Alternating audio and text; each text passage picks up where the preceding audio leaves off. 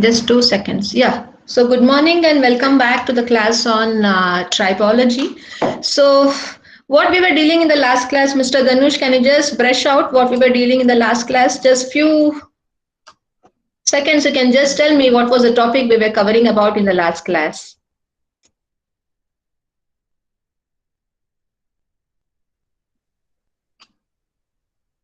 Hello, Chaitanya.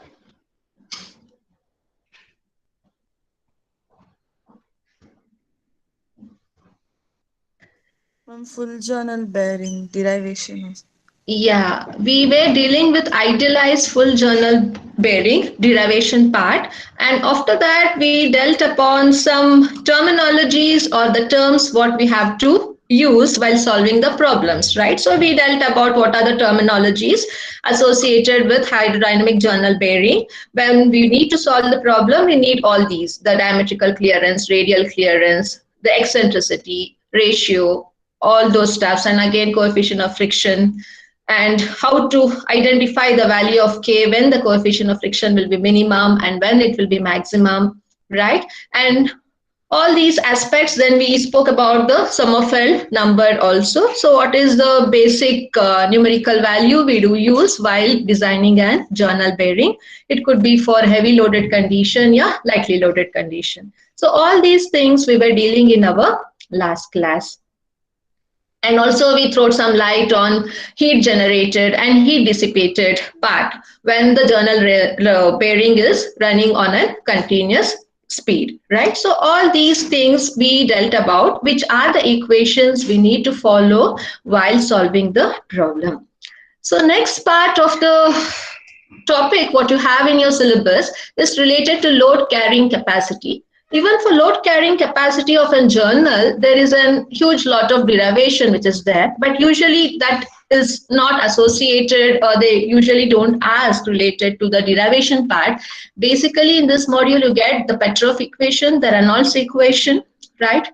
And the problems associated to lightly loaded and heavy loaded. That is the most common thing. But since now the scheme has been changed, like in 2017 scheme, they have added this idealized loaded journal bearing. So in this, we have the derivation part. Even though it was a bigger one, I dealt with idealized journal bearing, right? For load carrying capacity, I'll just explain you in brief the concept, what you have to know exactly related to load carrying capacity.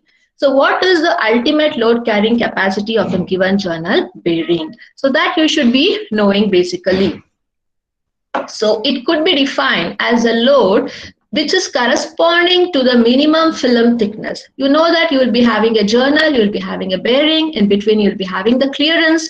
So that will be associated with the lubricated film, what you will be using. So what is the load bearing capacity of the journal bearing mainly depends upon the thickness of the film what you are using, right? So you'll be having the pressure distribution across the given film, which of which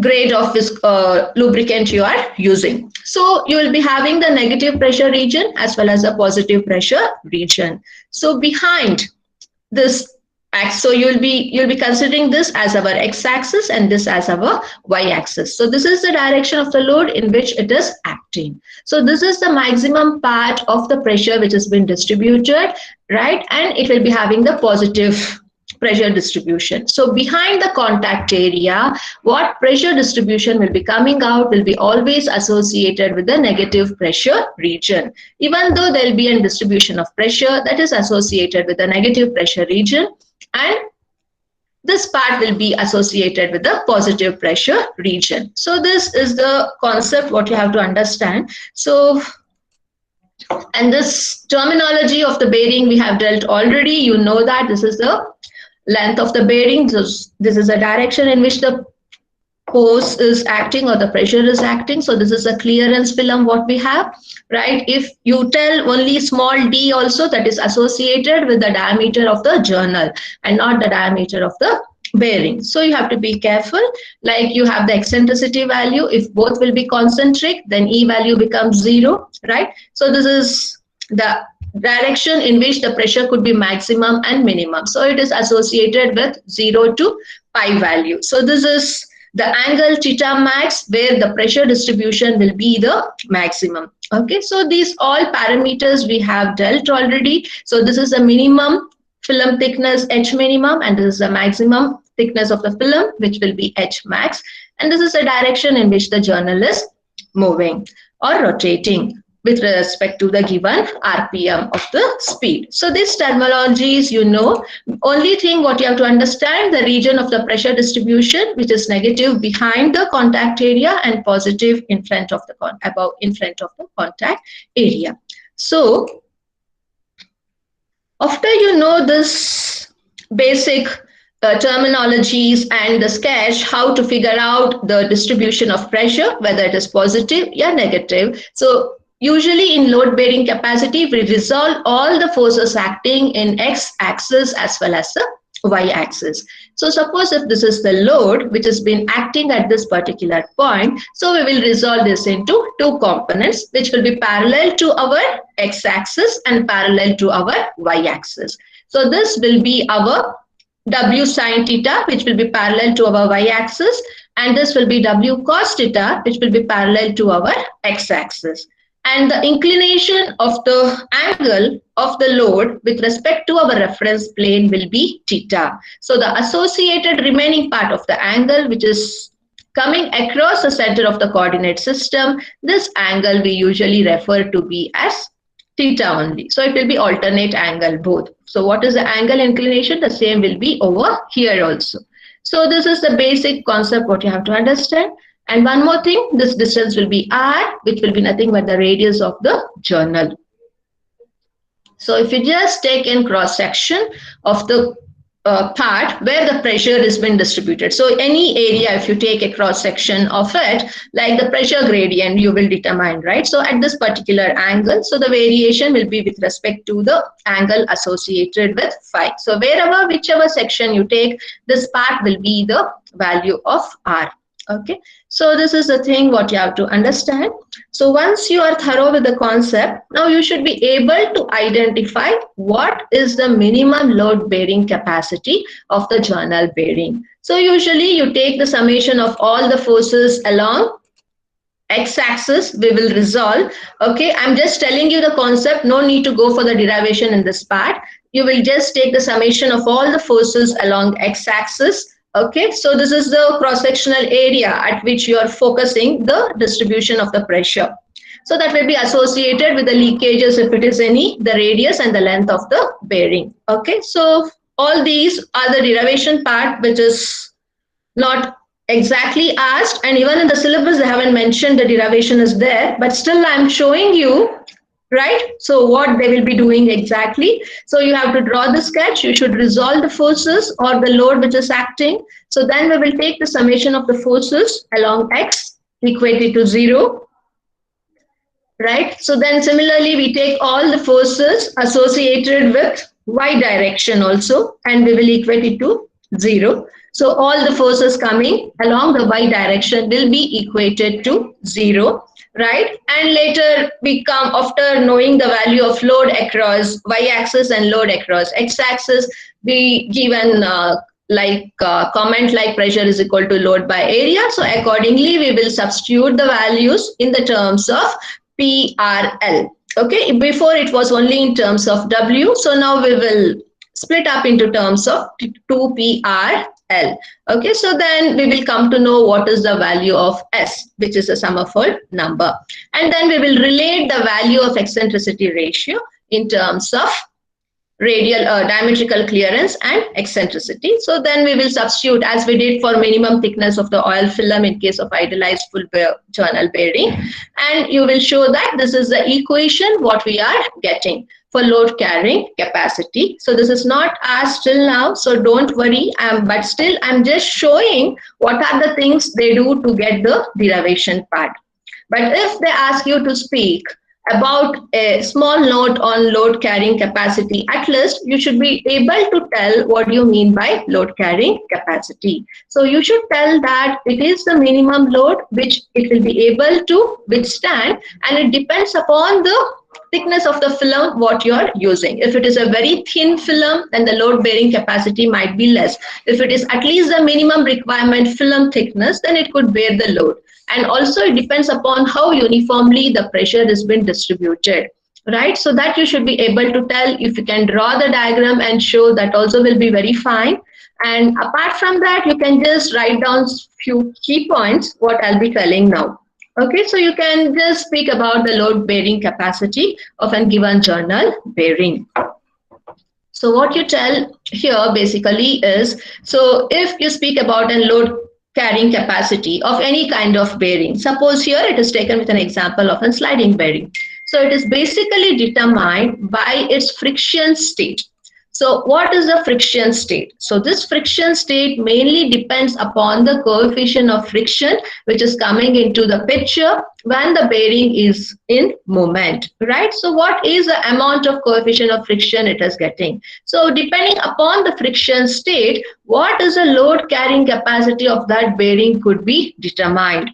Because when you have a high amount of coefficient of friction, it will result in the loss of power, and also the temperature across the contact surface will be higher. So due to this, there might be damages across the contact surfaces due to the friction pairs. So when all these things comes into picture, the load carrying capacity of a given bearing will drastically come down. All these happens if the film of the lubricant what you are using is of very thin or not as per the selected grade of viscosity. This problem will creep in. But if you substantiate what is the coefficient of friction which will come with respect to this particular bearing, so as per that, which is the grade of lubricant you have to use, what is the minimum thickness of the film is needed. If you compute all this and perform the operation associated with the journal bearing, then the same journal bearing can withstand more amount of load subjected while in operation. So you have to fine tune yourself. You have to check which is the bearing you're using,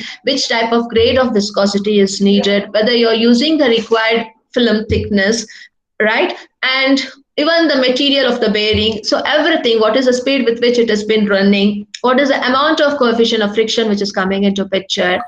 All these things, if you ascertain properly, then the load bearing capacity of that journal could increase, right? So this is one part what you have to keep in mind. The next is, suppose if the boundary condition of the lubrication, okay, and the load bearing capacity of an bearing is limited with respect to some load, so then you can constrain that this is the amount of load it can withstand. So you're constraining the contact area with respect to the boundary conditions, how the boundary condition across the contact surface will be when you are using that particular lubricant. So what at that particular grade of lubricant, what will be the load bearing capacity if it is going for sliding bearing.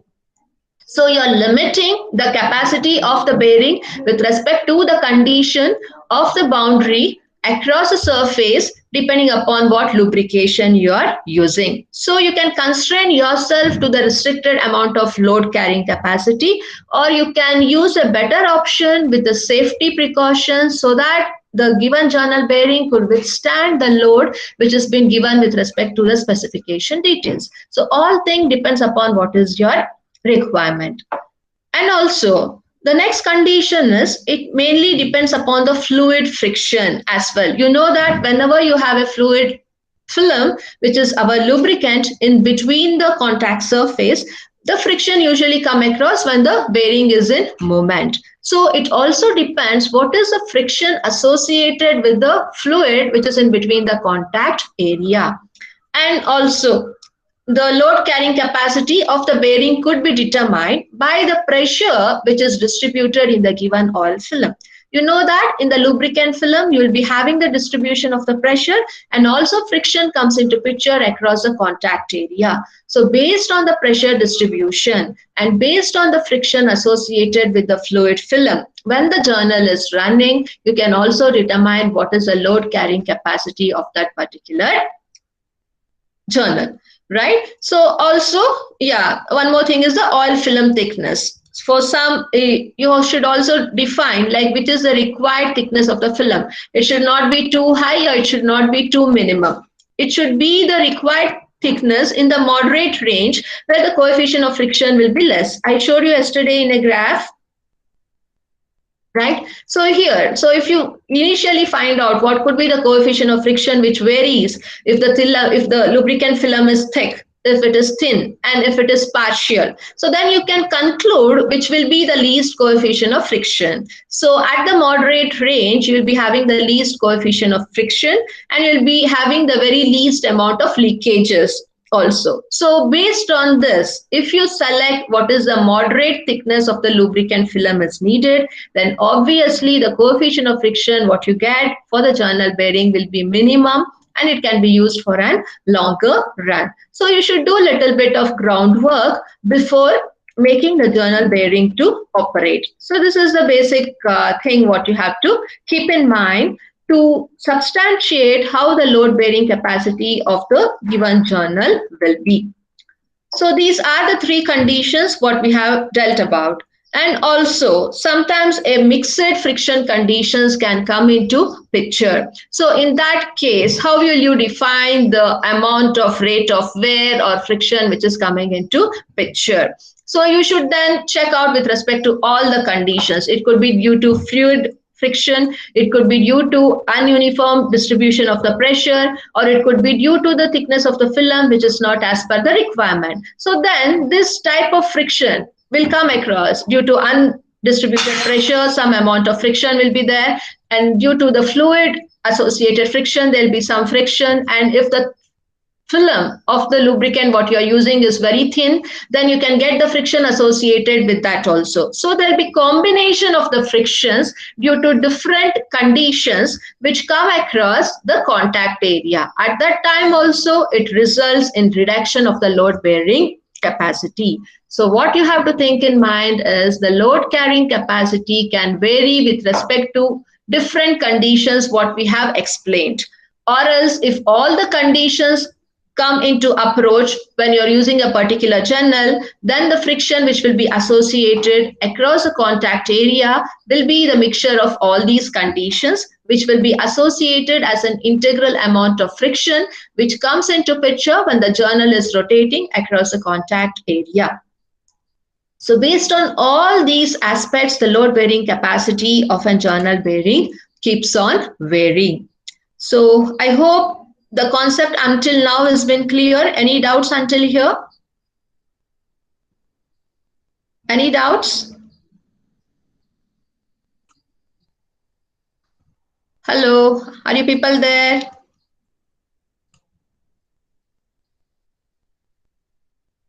Danush, Chaitanya, I need the response. Yes, ma'am. If any doubt, kindly let me know. Yes, ma'am. So these were the conditions initially which will affect the load carrying capacity of any journal. So later there were few other conditions what you have to understand. So like it is again depending upon the layer of the lubricant which come across the boundary of the contact surface. So if you have only the boundary associated with that of lubricant layer which covers the friction surfaces, then it results in the formation of wear also. So but it could be recovered during the process of friction. So what do you mean by it? Even though the friction comes into picture due to the contact area across the heavy loading condition, if you have a proper lubricant layer with proper boundary conditions as described before, then the friction which is coming across in the process could be recovered, right? If you're not using a proper boundary layer, a proper lubricant layer with proper boundary condition, then the friction which is associated with the contact area cannot be recovered. In that case, the wear also will creep in. Okay, so this thing you have to keep in mind. If the wear creeps in, the wear rate will be extremely low in the condition if the friction process is able to be recovered. If the frictional process is not able to be recovered, then the wear rate will increase. Initially, there will be an initiation for the wear rate when the friction process comes into picture. But if the lubricant layer, what you're using, is with respect to the required boundary condition, then the friction process could be recovered, and also the wear rate which has been associated will be extremely low, so that you can claim that the lubricant what you are using is highly reliable and it is effective. So due to that, you can use the sliding bearing or any other type of bearing what you are using for a longer run, for a longer period of time. So this makes the material of the journal bearing to be reliable for a longer period of time. How it happens? It happens only if you're using an proper lubricant of proper grade. And that proper lubricant layer, what you're using, should follow the required boundary condition of the lubricant. If that is the case, even though the frictional forces comes into picture, that could be recovered. So if it is recovered, then the wear rate associated with the frictional process will be extremely low, right? And hence, if the wear rate is extremely low, then we can claim that the lubricant what we have used is of highly reliable, and due to which you can enhance the life period of the bearing what we are using. So this is how you have to claim. If all these are done in a very nice way, then the load carrying capacity of the bearing again get increased. So this is the concept what you have to keep in mind. If you are not using the boundary conditions properly for the lubricant layer what you are using, so then what happens? The wear rate will increase, and as a result, what happens, the solid surfaces which is coming across the bearing elements or the contact area also will get varied. So in that case, where the wear process is happening, then if you go to determine the load bearing capacity of the bearing, then it will be comparatively lesser and it will not be too effective. So if it is not too effective, then again it depends upon the structure of the bearing. What is the operating variables? Like what is the speed with which the bearing has been rotating? Yeah, sliding, right? And what are the selection of the materials? What is the amount of load which has been subjected to it? All these plays a vital role. So then the tribological parameters, what we have studied right from the module 1, everything comes into the picture to do the analysis and determine the wear process. So ultimately you have to keep two things in mind. When you're using a journal bearing, either it is sliding or rotating, right? You should identify the required lubricant layer and it should follow the required boundary condition. So then everything goes smoothly and you can rely on that journal bearing for a longer period of time. To say indirectly, the life of that bearing will be higher. If the lubricant layer is not, if the lubricant layer what you have selected is not within the boundary requirement condition, then it results in the formation of wear and tear, and due to the wearing process you won't be having a good load carrying capacity. So then it will become a scrap after a continuous run. So then all the tribological parameters will come into picture, the operating variables will come into picture to analyze what was the reason which made the bearing to stop from working, right? So then the analysis part of the failure for the journal bearing will be taken care. So when they ask you to speak about load carrying capacity, you should be able to tell what is the need for determining the load carrying capacity, what are the conditions which will alter the load carrying capacity of a specific journal bearing, and these conditions can come into picture separately or it can come with respect to the combination. So if all the type of conditions come into picture together for a journal bearing when it is running, then it will be associated with mixed friction conditions. So these are the conditions in which the load carrying capacity varies. So this is about the first slide which speaks about the load carrying capacity. Then we speak about the boundary condition associated with the lubricant layer. When it has a proper boundary condition, lubricant layer, what happens? When it has a boundary condition of the lubricant layer as per not as per the not as per the requirement, so then the weight process enhances. So when it enhances, how do you analyze and find out the failure of that particular journal bearing? So that also we explained. So all these things you should be able to explain with a neat sketch. Okay, and the derivation part is not associated, but still for your information I have given in the slides, you can go through it. And one more slide we have related to the load carrying capacity, what you have to understand. Okay, so now you know when the load carrying capacity will be higher and when it will be lesser, and when the journal bearing life could be considered to be reliable or unreliable. Okay, so after that, you should be knowing the relationship what we get across the load bearing capacity and the operating variables. So operating variables, again, it depends upon the time and the speed with which the journal bearing is rotating. It depends upon the load which is acting on the journal bearing. It depends upon the material what you have selected for the journal bearing, right? Whether both are of softer material, yeah, harder material, yeah, one with softer and one with harder material. So all these things will be with respect to the physical and the operating variables. So these operating variables will be in relation with the load carrying capacity, because the load carrying capacity directly depends upon the operating variables. So based on the operating variables, the load carrying capacity often given journal bearing could be decided.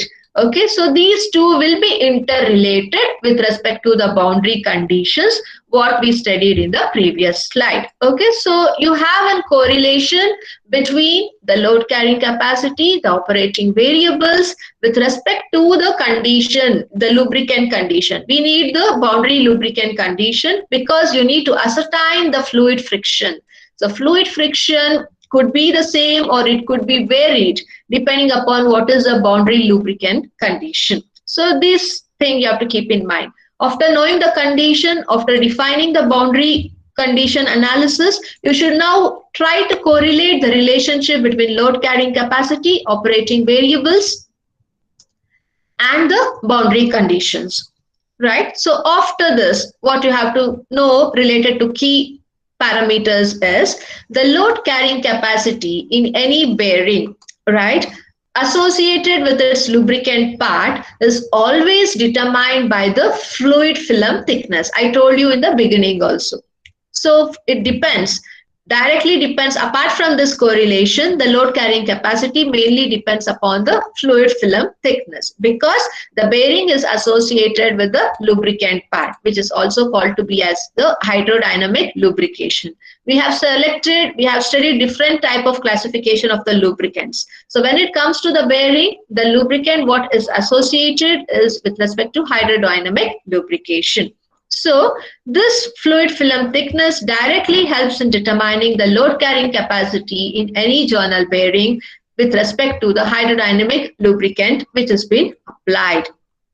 So this is always associated with respect to dynamic loading. So the load carrying capacity of the journal bearing at dynamic loading condition will be comparatively higher with respect to the static one.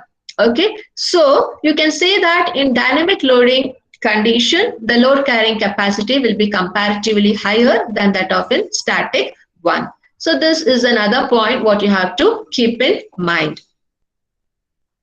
And also one more key point or the thumb rule what you have to keep in mind is the load carrying capacity will be comparatively higher at higher frequencies of load alteration. So load, sometimes you apply a minimal load. Sometimes it could be a medium or a higher version of the load. So depending upon how the frequency you are altering the load, with respect to that, even the load carrying capacity could be higher if you use all the aspects in a proper channel. Means you select proper operating variables, proper boundary condition, right, and proper selection of the lubricant or with a proper grade. And if you just alter the load with an n number of times, means if you increase the frequency of the load alteration with suitable conditions, then comparatively you can get an higher load carrying capacity. So this is one more key point what you have to keep in mind. So the last part of it is related to the fluid film lubricant.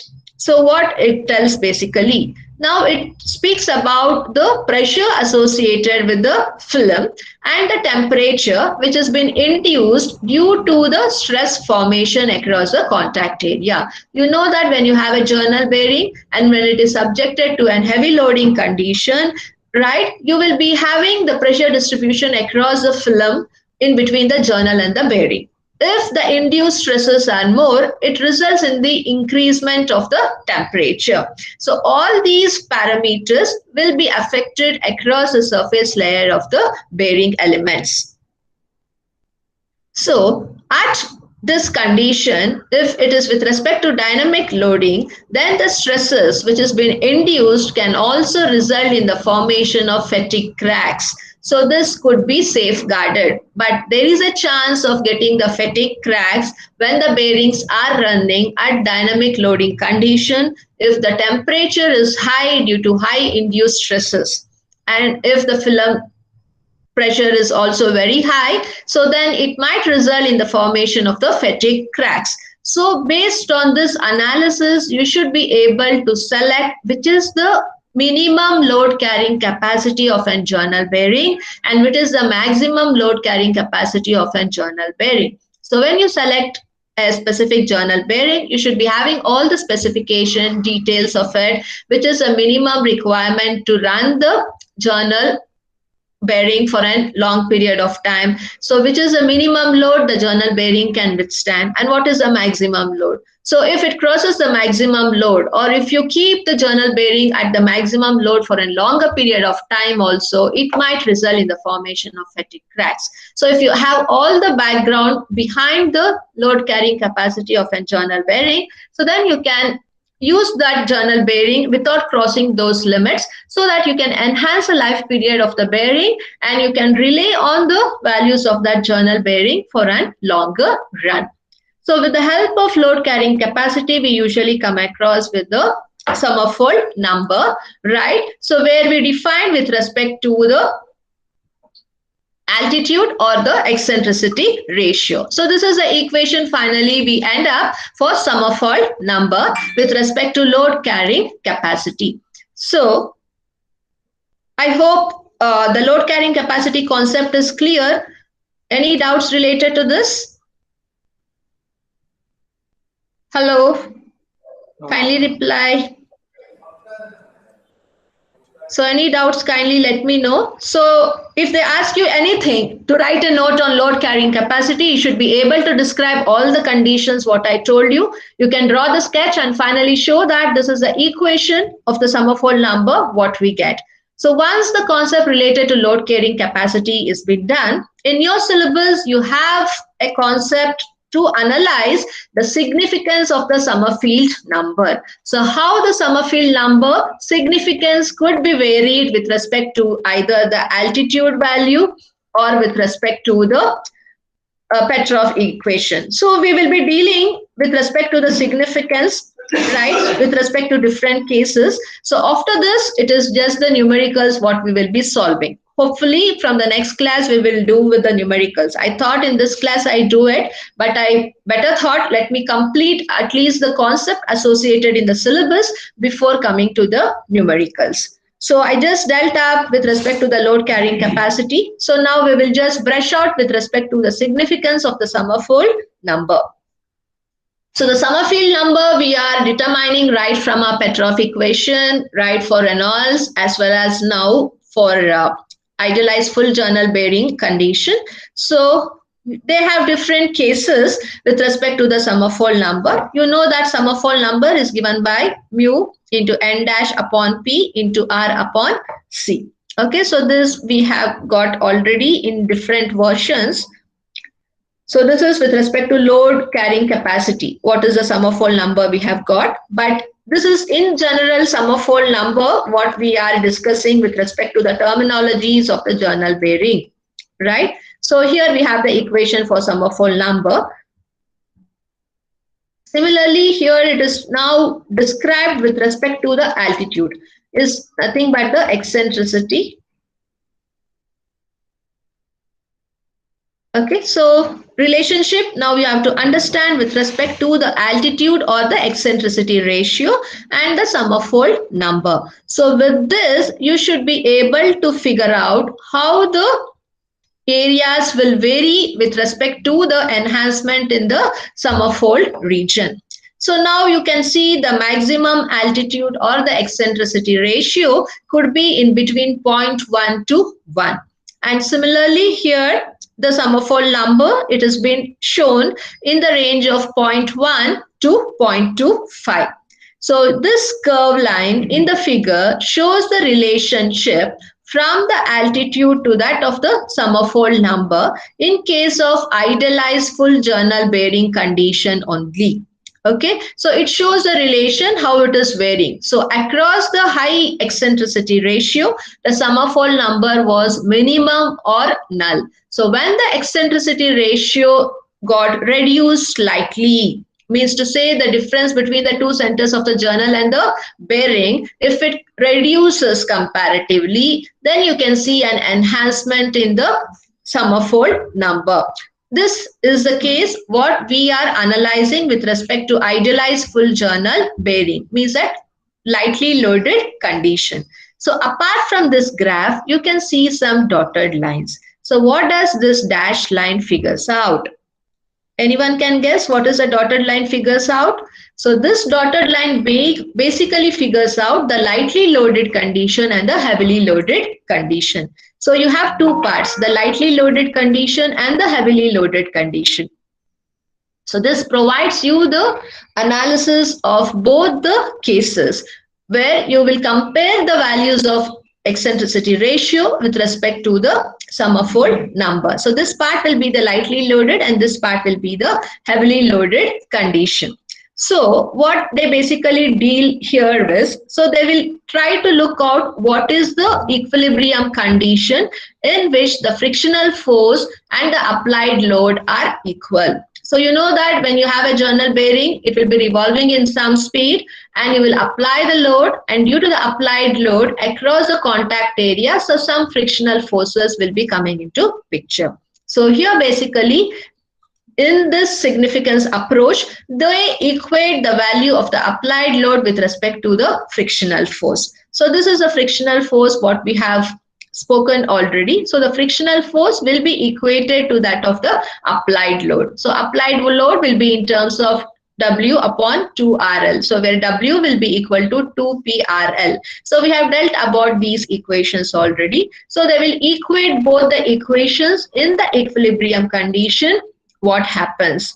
Okay, so you have to just explain the significance. That's it, and no more derivations are there. So you will just tell how the graph is varying with respect to the values of the altitude and the Summerfold number, when the Summerfold number will be higher and when the least, and this dotted line shows you the significance between the lightly loaded condition and heavily loaded condition. So below the Summerfold number of 0.15, you will be having the heavy loaded condition, and after this number, it will be the lightly loaded condition. To identify which is that equilibrium point, you need to ascertain the equations to be equated at the equilibrium condition. So one is of the force equation, another one is of the load equation.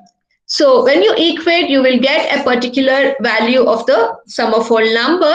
So that they will just identify at this point. So this point will be in the equilibrium condition. So after this point, it will be lightly loaded, and before that point will be the heavily loaded condition.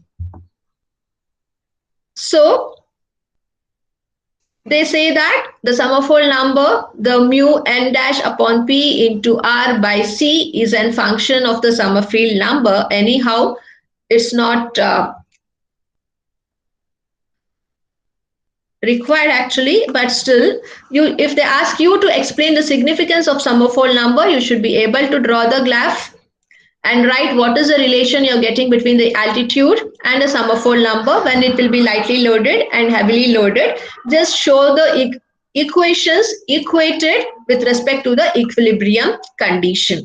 So this condition, this equation 1, right, is been represented for the equilibrium condition. That's what they want to tell. So this is just the case 1. Similarly, in case 2, what you will be doing is you will be plotting the relationship with mu n dash by p into r by c with the summerfold number as shown in the figure.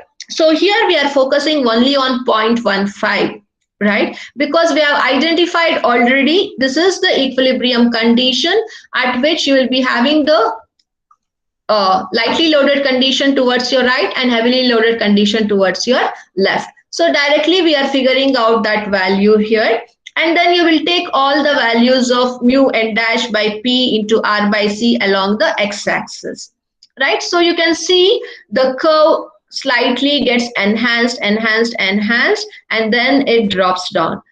But you know this is the equilibrium condition. So at the equilibrium condition of 0.15, you will just draw a line vertical. And at this point where it meets, you will draw an intercept for y-axis. And this intercept will be exactly called to be as our Petrov's line, right? So this will provide us exactly the modulus of the journal bearing also sometime. So they are just trying to correlate the Summerfield number with respect to the equilibrium condition and how the variation of the altitude varies with the Summerfield number. So all these parameters, they are trying to correlate to show what is the necessity of using a Summerfield number in a given journal bearing. So the first significance is you can relate a relationship between the eccentricity ratio and the Summerfield number and identify the equilibrium condition at which you can define. After the Summerfield number, you will be having a lightly loaded condition, and before the Summerfield number, you will be having a heavily loaded condition. And the second significance will tell you to identify what is the modulus of the journal bearing with respect to the values what you have plotted of Summerfield number along the y-axis, and here you just mention the Summerfield number associated at the equilibrium condition only. Okay, so then you will get the value of m, and this intercept line will be called to be as an Petrov's line, which will be satisfying the Petrov's equation what we have derived. Okay, so this is about the case 2 Summerfield number. There is no derivation as such for it. You should be able to know the significance of why and how the Summerfield number is being used. So then we have the case 3.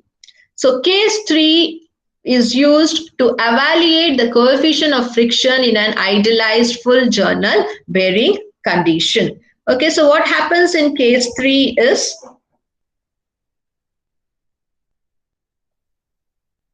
this is case 2 and case 3. So in case 3, we know that we have to now correlate the value for coefficient of friction. So you will be equating the value of force is equal to F naught upon W. Okay, so F naught will be the, what is F naught? Can anyone tell me? Hello, any idea what is F naught? We have dealt about the value of F and the value of F naught. What is the value of F naught? Anyone in the class?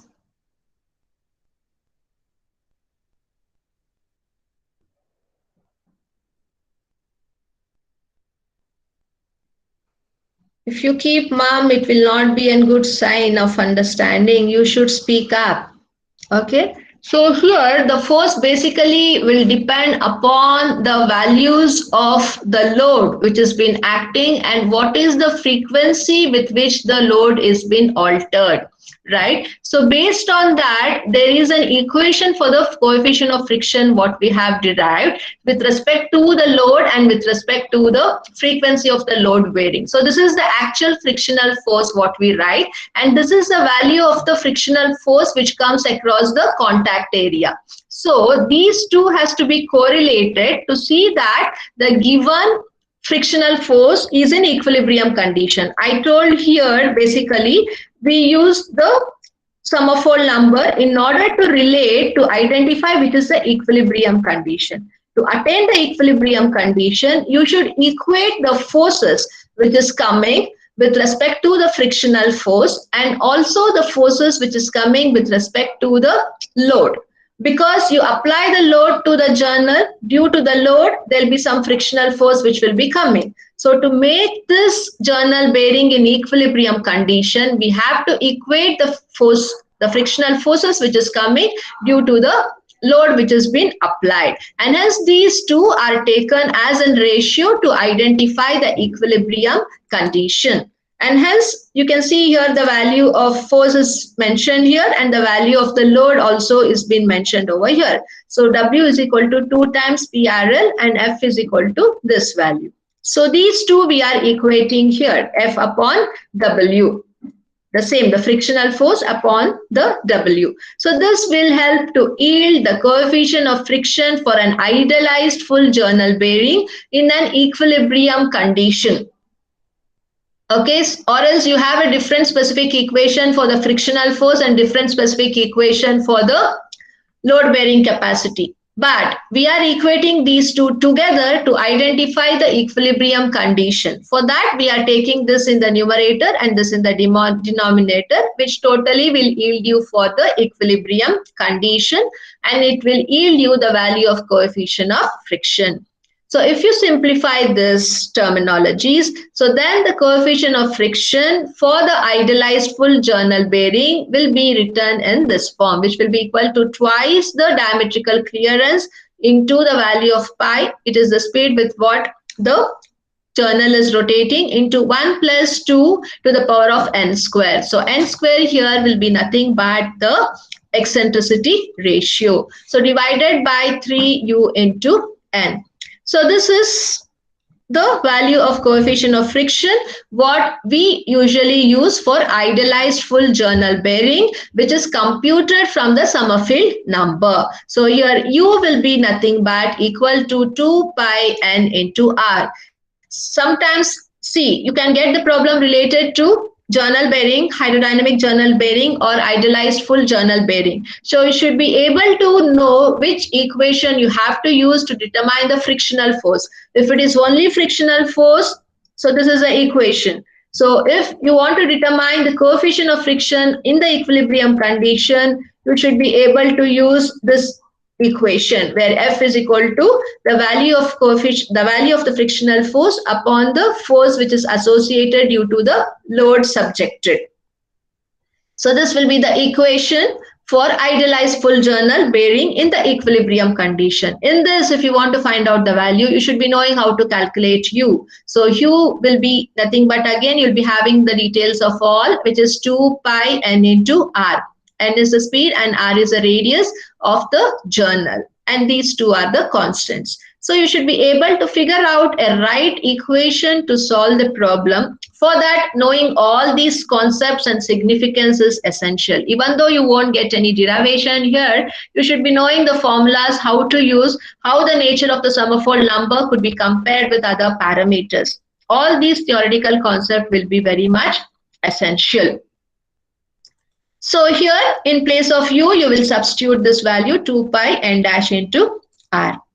Right? So then the equation which will gets changed in this way. So then again you will simplify. So then the coefficient of friction for the idealized full journal bearing will be simplified in the form of diametrical clearance upon the radius of the journal into 1 plus 2 n square by 3n, where n will be nothing but the eccentricity ratio. Okay, so this will be the equation what we usually get.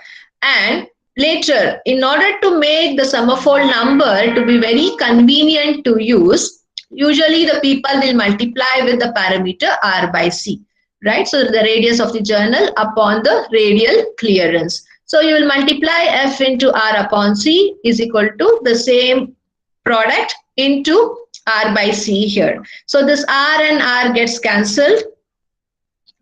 Right? So this will be F into R upon C, which will be equal to 1 plus 2n square upon 3n. So this gets simplified. So now this quantity F into R by C, what we are getting here is termed to be as the function of the attitude. It is just the function of the attitude or the function of the eccentricity ratio. Attitude is also called as an eccentricity ratio, and therefore it is the function of the Summerfield number, because you're relating to the Summerfield number, and hence the function of the eccentricity ratio will be equal to the function of the Summerfield number always. That you have to keep in mind. This holds good if you are multiplying the coefficient of friction value with respect to R by C. If you do that, then it will be the function of the attitude or the eccentricity ratio, which will be equal to the function of the Summerfield number. Why it has been turned? Because F into R by C is a function of Summerfield number with respect to the diagram as shown in figure 3. I had a graph of figure 3. I don't know where it has gone. I'll just share you later. It is the Summerfield number which usually happens. So hereafter, if in the problem, if they ask you to determine the coefficient of friction, why I'm stressing this equation? Because this part is needed for you to solve the coefficient of friction in case of idealized full journal bearing. The case 3 is important, where it provides you the equation for coefficient of friction in idealized full journal bearing. So you have to use the value of F with respect to the given data. So you can use this equation or this equation depending upon what data has been given. So from hereafter, in general, if they ask you to determine the coefficient of friction for lightly loaded bearing, always we multiply the sides by R by C. So the equation will get turned into F is equal to 2 pi square mu n upon P into RC was there already, but still you will multiply into R by C one more time. So the equation for the lightly loaded bearing for coefficient of friction will be given by F is equal to 2 pi square mu n1 upon P into R upon C square. So this is the equation what we have to follow to determine the coefficient of friction in a lightly loaded journal bearing. So all the equations and the concepts related to the idealized full journal bearing is done. So from next class, we will be just starting with the problems. Kindly bring your book, pen for calculations. So I have discussed all the parameters. Please brush out with all the equations what we have to use for an heavily loaded condition as well as lightly loaded condition. Heavily loaded condition will be there always for the hydrodynamic journal bearing, which will be able to withstand the heavy loading condition. So those equations you will be using to solve the problem. When it comes to idealized full journal bearing condition, you should be knowing to use which all the equations what you have to use. So we have covered the theoretical part, the derivations, and few key concepts related to load bearing capacity, the significance of the Summerfield number, which is essential to solve the problems. So from next class, we can start up with the numericals. Please bring your calculator, book, pen, what all is needed to do the calculations so that we can solve the numericals, and it will be helpful for you to understand how to solve it. So now if you have any doubts, you're free to ask me. Any doubts? Kindly reply any doubts, please.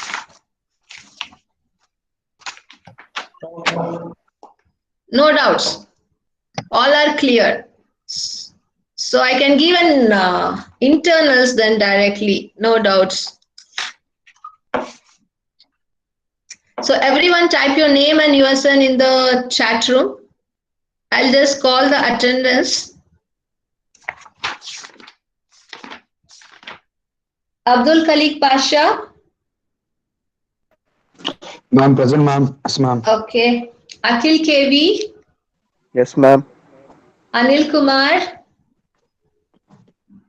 Anil Kumar is absent. Ankesh Aman. Yes, ma'am. Gautam Krishna. Yes, ma'am. Yes, ma'am. Yeah. Balaji VR. Yes, ma'am. Beldar Mohammed. Yes, ma'am. Chaitanya. Present, ma'am. Chetan Kumar. Present, ma'am. Dheeraj. Dheeraj is absent. Ishan, Present, ma'am. Arshit, Yes, ma'am. Himanka, Yes, ma'am. Kanishka. Kanishka is absent. Naga Murali Krishna. Okay. Kunal Raj.